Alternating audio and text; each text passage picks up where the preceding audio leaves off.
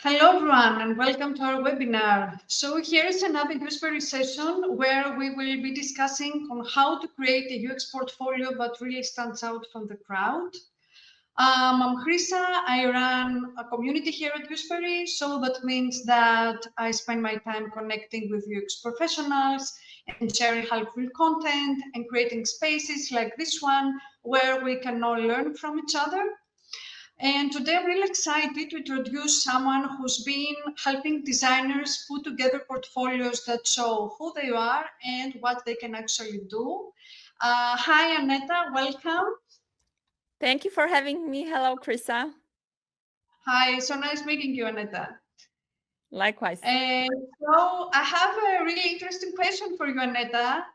What's really important for our audience to know about you? Well, probably the reason why I'm here. So I am a huge fan of a portfolio topic. I've been researching this topic, helping designers with this, and also building my own portfolios throughout my whole career. So this is probably one thing that people should remember about me, and that's why I also created my portfolio course, the uxportfolio.co. I help designers with creating portfolios there. We have a community. I also support designers with portfolio reviews. And I write a lot about portfolios somewhere, maybe you have seen me on LinkedIn or on Instagram. Of course, about other topics as well, but this is one of the main things I am really passionate about. Okay, so Krisa has kindly invited me to have this talk on Useberry's webinar today about crafting a UX portfolio that stands out. You are maybe wondering right now, why am I here, even why I am talking about portfolios? Can I even do it? Well, I am the founder of the UX portfolio course. I have many years of experience from creative industries. I came from architecture to design. And throughout last years, more than 4 years, I think even 5, I've been helping designers with portfolios, job hunting, and generally working solo, working as a design team of one, working in small organizations. But why a portfolio topic? Well, I spent many hours on this topic. Those numbers here that you can see here are actually not super up to date. They were true till February this year, and when I actually stopped counting. But I've still analyzed portfolios. I still talk with hiring managers and recruiters about portfolios and job market. I help designers, and I also, of course, work on my own portfolio right now. So I have a lot of insights to share with you today, and that's what I'm going to talk about. So the presentation will be divided into those 5 sections. I would like to start from sharing the fundamental things that are actually problematic for us designers when we create our portfolios. This is something worth realizing, because I think this will actually help you find maybe better approach to your portfolio creation process that is often very stressful and very overwhelming. I will of course share with you this aha moment, so this mindset shift that's required to actually approaching this portfolio creation process with a bit of joy and not only just stress. I will of course share with you my process for portfolio creation that I teach my students at the uxportfolio.co. We'll wrap up with some key learnings, and I will tell you where you actually can learn more, where you can get more help with your portfolio. So let's start with some portfolio problems. We need to know about those problems as designers, right? So if you're a junior designer, you have probably just finished UX education. Maybe you have finished a university, maybe a boot camp, maybe you are a self-taught designer. I don't know. But at this stage of your design career, you're at the beginning of the design career. You are experiencing your first times, for instance, first UX project, first UX portfolio, first rejections, first successes, right?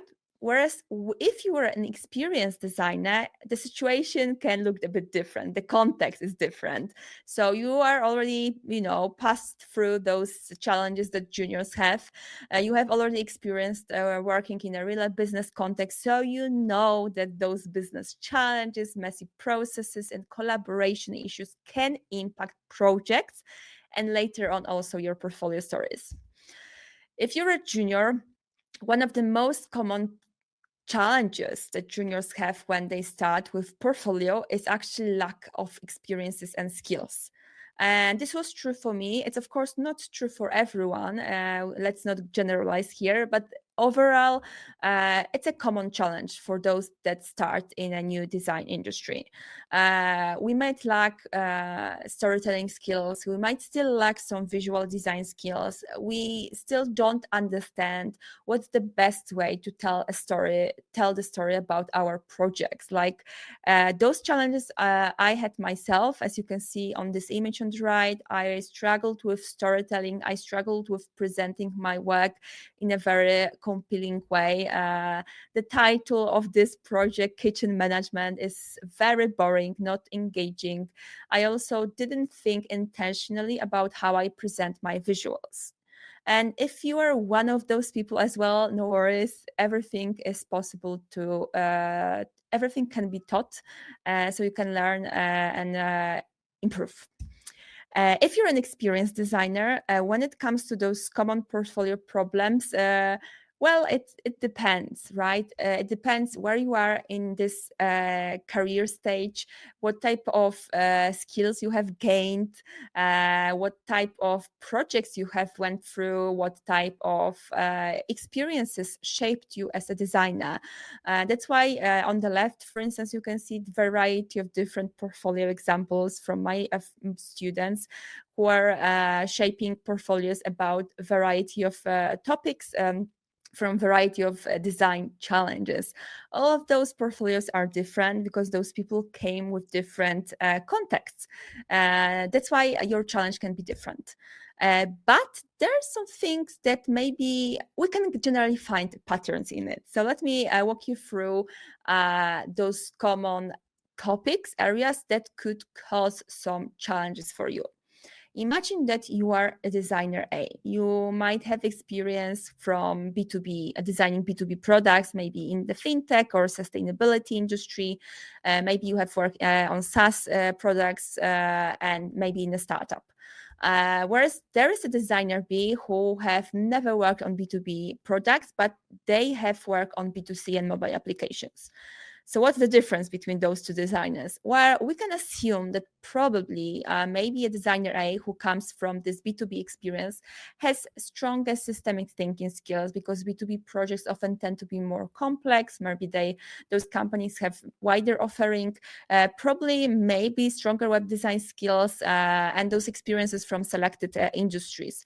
Whereas when we talk about designer B who comes from this B2C mobile app experience, we can assume that this designer has stronger craft design skills because mobile apps and B2C applications usually require stronger craft skills, although we can see that the trend with B2B application is slowly following the B2C trend as well. So we both, users from both groups want the same experience. But of course, just based on assumptions, designer A might have more stronger skills on web design, whereas designer B, we know that they have experience with mobile apps, so they know more, they are familiar with more design patterns connected with mobile application design. And those two different career paths give those designers different skill sets and different experiences, as well as different projects that can serve them as an evidence in their portfolio for their next job. So different career paths. The career path is one topic that can either creates for you some issues, challenges when in this process of portfolio creation, or it can help you. Because imagine that your career goal, next career goal as a B2B designer is to work on a B2C application. Then the problem that you might have right now is that you lack the proof to show that you can actually design this B2C application. Or if you would like to, for instance, become an AI designer and design for AI, you might not have an experience and evidence for designing AI application, AI products, which can cause some issues. For instance, you might need some time to work on a conceptual projects in this area. Maybe you might want to find a freelance gig in this area so that you can actually prove that you can do this particular job. Of course, it doesn't mean you won't be able to do it even with a B2B experience or B2C experience, but it just means that the way how hiring managers and recruiters review your portfolio is against relevance, similarity, like do you have a similar experience? Unfortunately, it's still a strong criteria, and that's what I've been hearing from hiring managers, and I've experienced this in my own career as well. Another topic worth considering and thinking about when it comes to additional challenges in this portfolio creation process are, of course, market needs. What market needs currently? For us right now, it's, for instance, AI is very hot, right? So maybe there are some AI requirements in some job descriptions, like, okay, designers should use I don't know, AI tools to increase their efficiency during the design process, for instance. So my question is right now, okay, I like this job, I like this company, I like this role. How can I show, how I can prove that I can actually do this thing that they describe in the job description? And this is what you should show in your portfolio. So this means that this is an additional challenge for you, right? It's not just about creating a portfolio, but also about selling yourself, showing the evidence that you can do this job in a great way. Another bucket that can cause some issues for you in this process are also your own constraints. Constraints can come from other topics, like I told you right now. Maybe you need to do additional work, so it means that you need additional time. So you might miss some, I don't know, job applications, deadlines, or something like this. Maybe you have some personal ongoing things, all the things around this. Maybe you lack visual design skills or other things that can impact the way what you can show in your portfolio and how you can show it. For instance, imagine you want to create a portfolio website and you have never designed a website before. That might also cause some issues, like, okay, you can become a bit more stressed, you can also need more time to do it actually, and so on and so forth. Different portfolio opinions is the fifth topic that can also cause some issues. We all know that hiring managers can have different opinions, and optimizing for every job possible and for to every hiring manager in the world, it's very tricky. Like, the same comes when you think about designing for every person in the world, for every user, right? It's very hard to manage this. That's why it's good to prioritize. And the last one is about your mindset. And actually, mindset can really help you or block you, stop you from creating your portfolio, from publishing your portfolio. For instance, because you feel anxious about this process, you are stressed, you feel imposter syndrome. Those feelings are super common. So I will tell you in a sec how you might want to change this mindset into more of a growth mindset to approach this portfolio creation process as a part of your growth journey as a designer. But to sum up this portfolio problems part, right now you probably know that, well, maybe you are thinking, I just need a portfolio, I don't have one, so this is your only problem. Whereas maybe right now, after me walking you through those six topics that might cause you some additional challenges in this process, you might have realized that, okay, you might have actually more problems to solve in this process. But no worries, I'm here to help. So let me walk you through this mindset shift that can be very beneficial in this portfolio creation process. And this is realizing that you're the boss of your portfolio, meaning that you own this product, your portfolio, you lead this project, and you decide. It's like there's no other decision-making person. It's you. It's you who decides, it's you who own this, it's you who navigate, shape the format, decide what to write, how to show things, what to show. This means that not only you decide, but also you define, as I told you already as well, or you decide what and how you show things. You shape your profile. I call it designer profile, because the main goal for a portfolio is to actually sell yourself as a designer, sell your designer profile, like, like show that, okay, you're the best designer for this role. You will really do a great job, and you need to prove it. And it's on you to decide and to define on how you are going to do it through this tool, like portfolio. The third mindset shift that I want to encourage you to think about is, despite you being the boss, despite you owning the product, like your portfolio, it's also on you to be brave enough to take risks. So in a sense, you need to think about this portfolio process like, I don't know, a founder even, like if you want to really be able to fight with your imposter syndrome, be able to create something unique, maybe iterate, maybe improve, grow, you really need to make sure that you can make those tough decisions. For instance, I don't know, maybe you find an offer that requires sending an application with a portfolio tomorrow, but your portfolio is not a live website yet. Maybe you will quickly put together a slide deck or a PDF presentation portfolio so that you can actually send and try apply for this role that you have found that you liked, and you will just accept, okay, the risk is that, okay, maybe the format will be not that appealing, but I will still try to show my skills. I will still try to sell my story despite this format being less intuitive and accessible than a website, for instance, right? This is the risk that you might take. And the last mindset shift that I would like to encourage you to take is to actually adapt. Because even if you're the boss, even if you define this product, even if you take this risk, there might be still some things to consider, like the market needs. Like I told you, that maybe, I don't know, maybe you've been getting feedback about your portfolio that, okay, something is not the way how it should be, or something could be done or presented in a better way for you to create a more impressive and selling portfolio. So it's on you to also hear and observe what are the insights that you're getting about your portfolio when you send a portfolio for an application. If you receive a feedback, if you ask for a feedback, another person, that you actually hear it, that you are open to this feedback, that you think through it. But of course, you decide if this is something you want to implement. But also, don't be so stubborn when you clearly see that, okay, this format, this portfolio doesn't work, and this often happens, this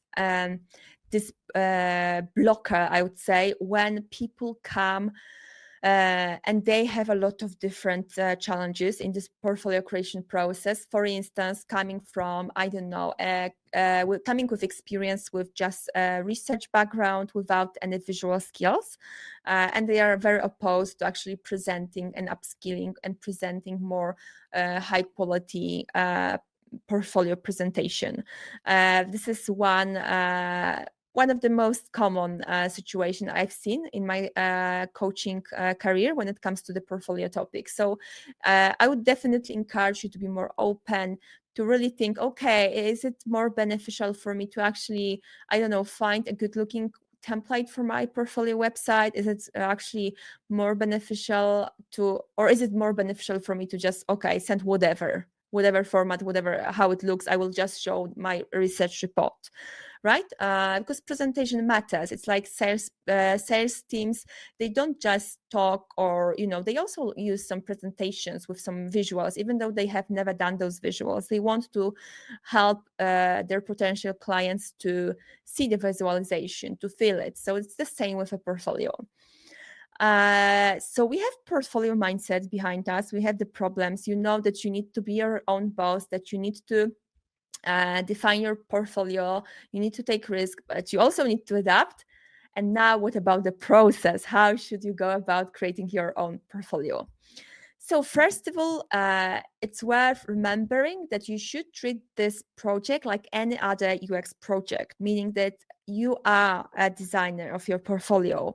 You design for your users, right? You design for hiring managers. Of course, if we think about this portfolio creation process as we look at product development, you are this business part, you have your own needs as well, but you have your clients, your users, who actually decide if they're going to accept you, if they're going to call you, if they're going to invite you for an interview. So you can't neglect their needs.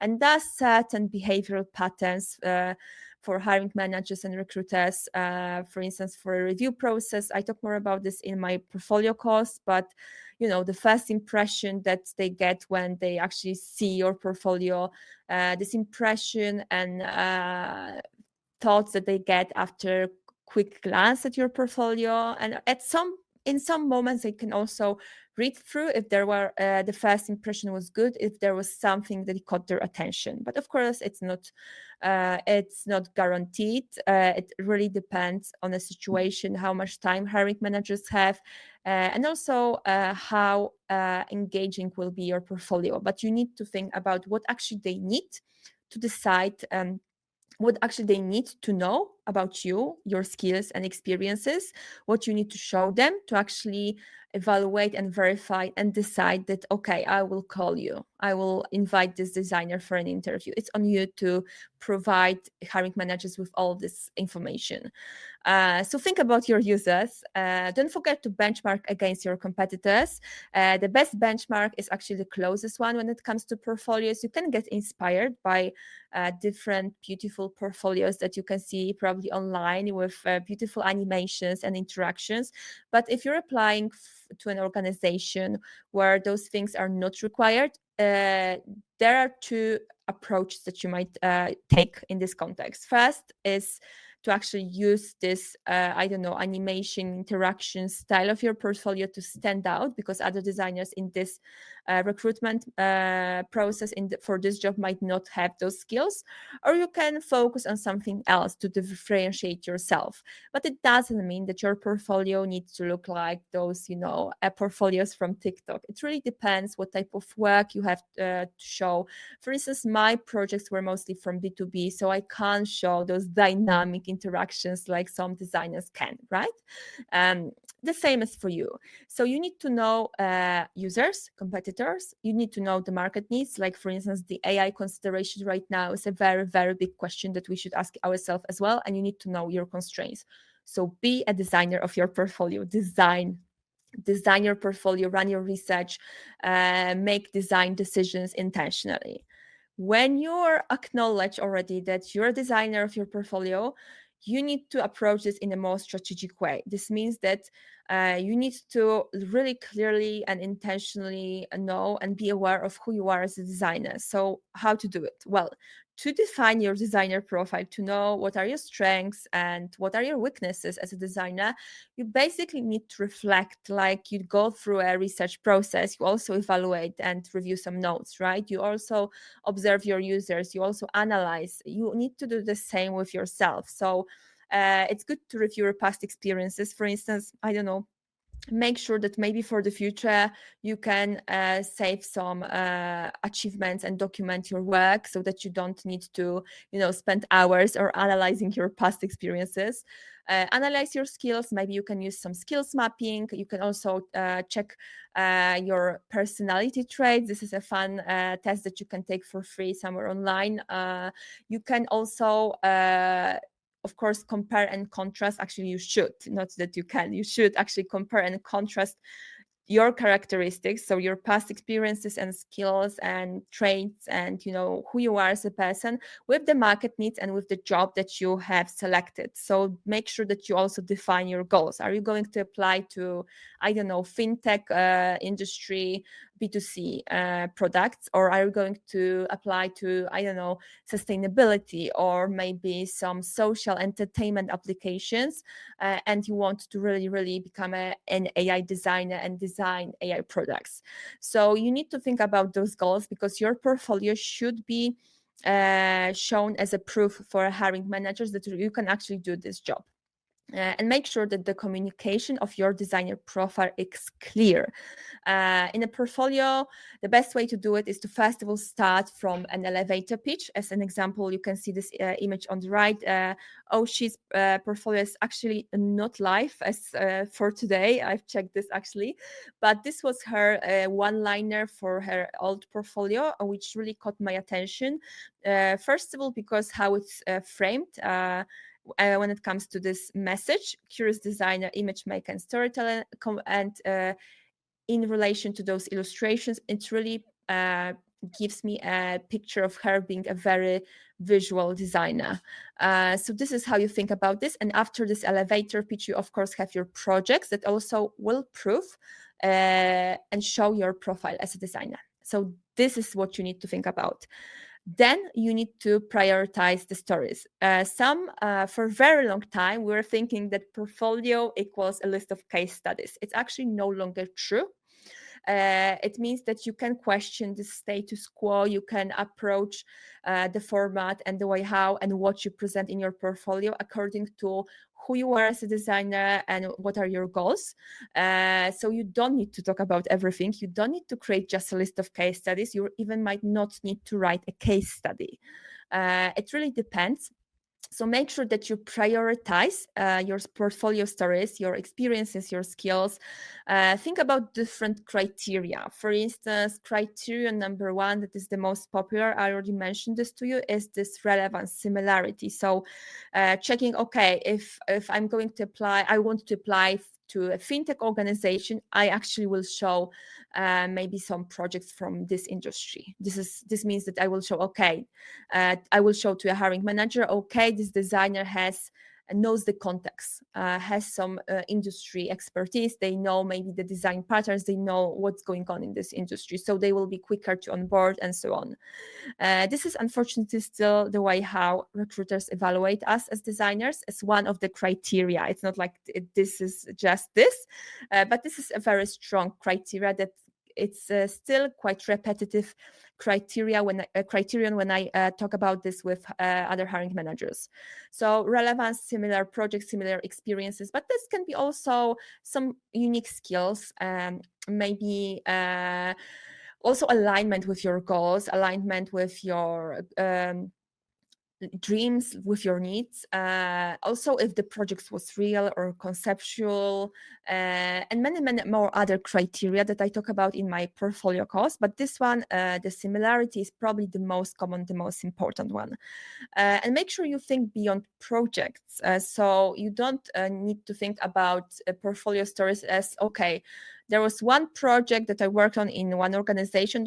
So this means that I have just one story to tell in my portfolio. It's not true. You can tell a few stories from one project in your portfolio, depending on how you will frame your story. So make sure that you think broadly, what's better, what will sell you better, what will be also easier for hiring manager to notice in your portfolio. And then when you have it, you can actually outline your stories.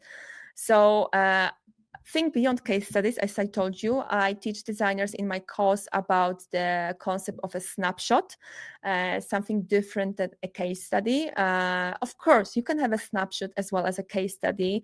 It's not like one format is better than the other. It really depends on what type of story you want to tell, where you are in your career. For instance, if you're a junior, you might need to show more proof in your portfolio than if you are more senior, or even if you have an experience from well-known brands in your market or in general, because this is from a perspective of a credibility, right? You need to prove that you can actually do this design job well. So think beyond case studies. If you want to write and you think that case study is a good format for you, remember that you don't need to talk about everything. Try to select maybe some project moments. The easiest way how I think about framing the longer project story like a case study is to divide this story into three sections where I actually communicate clearly what's the problem, what type of design change I've made, and why. So I explain my design decision, and I will show also the results. So I show a bit of reflection on, okay, what I think the project, if this project went well or not, and what I know if the project went well or not. So if you have any metrics, that would be wonderful to show. If not, any form of reflection or what type of metrics you impacted or potentially would impact if this project was implemented is definitely a proof that you think not only about design and users, but also about business, which is a very strong and needed thing right now in this market that's optimizing also for growth. When you have it, so you know that you need to be a designer of your portfolio, you strategize, you have framed your profile, you have selected stories, you outlined them, some you have mapped out the stories, maybe you have written in bullet points what type of titles you want to have in your case studies. This is actually an exercise I recommend. The easiest way to frame the story. Think about this 3-arc story: problem, change, retrospective, and I then try to first write down headings of those different sections in your case study that will answer to those 3 topics, what questions: what was the problem, the change, and what the results. And those headings will be actually part of your case study, will shape the story. This is the quickest way probably to test this. And then actually you can write the story. So when you write, there are a lot of different tips for good storytelling and writing. I actually yesterday, I think I posted a post about 10 different storytelling tips on my LinkedIn profile, so check it out. But basically, in a nutshell, you need to be clear and concrete. The more precise you are, the better when it comes to the clarity of your message in your portfolio. Make sure that your story is about you. So, for instance, instead of constantly writing, we designed, we decided, we researched, write more about what you did. Make sure that your story has a clear start and end. So use those story outlines, the story arc, the project moments. Be very intentional about those project moments, because you can't probably talk about everything, and you also don't want to talk about everything, I guess. Don't forget about explaining your design decisions. You don't need to explain everything, but in a few moments it's worth explaining the why, because this is actually the core part of our job, and this will actually show that you're intentional as a designer. And don't forget to show your achievements. Actually start from those achievements, show them up front on the homepage, in a case study title, in a project title, story, and so on, so that the hiring managers can see that you are reflective, that you're intentional, that you can connect design somehow with the business and impact. And then you can actually work on portfolio visuals. So we actually need to optimize for this aesthetic usability effect. This is a bias we all have. People generally like good looking things. So no matter if you're a user researcher or a designer who is more on a strategic part, you should think about creating a portfolio that looks good, that looks modern, fresh, that is accessible, that is high quality. Make sure that your visuals are well presented. Like, for instance, I really like this example from Trek.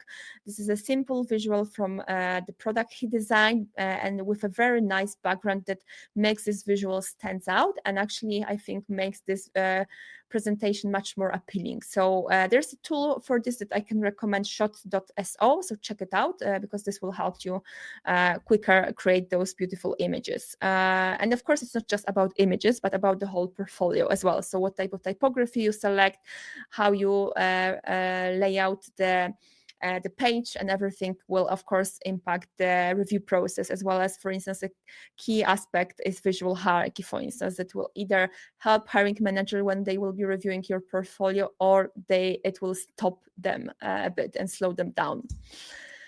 And remember that portfolio is never done. This is a marathon, not a sprint. You will be changing your portfolio your whole career, and it's very normal. You can have a few versions of your portfolio as well. You can change it, every week or day if you want to. This is a work in progress, so make sure that you remember this. So to sum up, know your situation, so your goals, your career path so far, market needs, and your constraints. Make sure that you have set up your boss mindset, that you know that, okay, I decide this is my portfolio. I will do what I want to do, of course, with the respect of what my users, hiring managers need. And of course, I will check on my competitors, but this is my product.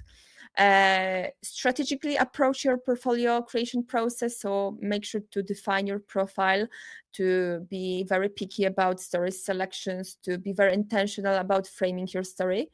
Don't forget to practice portfolio skills, because all of those things that I've shared with you right now are connected with the concrete skill sets. So storytelling skill, either in a visual or written format, visual design, communication, and all of those, web design, if you decide to build your website. Those things are all different skills that require practice. So also don't put a pressure on yourself from the start that, okay, I can't create my website, I don't know how to do it, I have 3 days to send my portfolio. Prioritize this. These are normal things. You won't get those skills in one day. You need to practice writing, visual design, web design. And don't forget to keep going. Portfolio is just a tool. It's also just a part of this recruitment process. But having one is really a great way to stand out, to be prepared for any career change, for layoff, for instance, or for a potential freelance gig. So worth building one. If you would like to get more help with the portfolio creation process, of course, I encourage you to check out my course. I have set up a dedicated code just for Useberry's audience. If you use this at checkout, you will get 50% off. So this will be really a banger price for this course. We have a community as well. I'm available in this community, so you can always ask questions, ask for feedback, and yeah, I hope to see you there. If you want to connect with me, you can of course check the course, but in other places where you can find me, it's Instagram. You can check ux.aneta. LinkedIn, of course. I have also a newsletter called Be Your Own Design Team. And of course, you can book a portfolio review with me or just shoot me an email to hello@anetakmiecik.com. Yeah, feel free to contact me. Happy to chat about any topic like portfolio or anything else. So yeah, I think that's it for today. Really excited that I was able to talk about the portfolio topic. Thank you so much, Krisa, for inviting me. Yeah, thank you so much, Aneta. So really, really helpful and great insights you shared. And I have already noted some highlights from this webinar. So yeah, I truly believe that everything can be taught and improved. Yes. And despite being the boss, take those risks and also manage to find a way to adapt. Yeah, these were Absolutely. really spot on. Yeah. Yeah, oh, this is great to hear. Yeah. Thank you everyone for watching. We hope this helped you feel more confident about your UX portfolio. Make sure to follow Useberry for more sessions like this one, and see you at the next one. Cheers.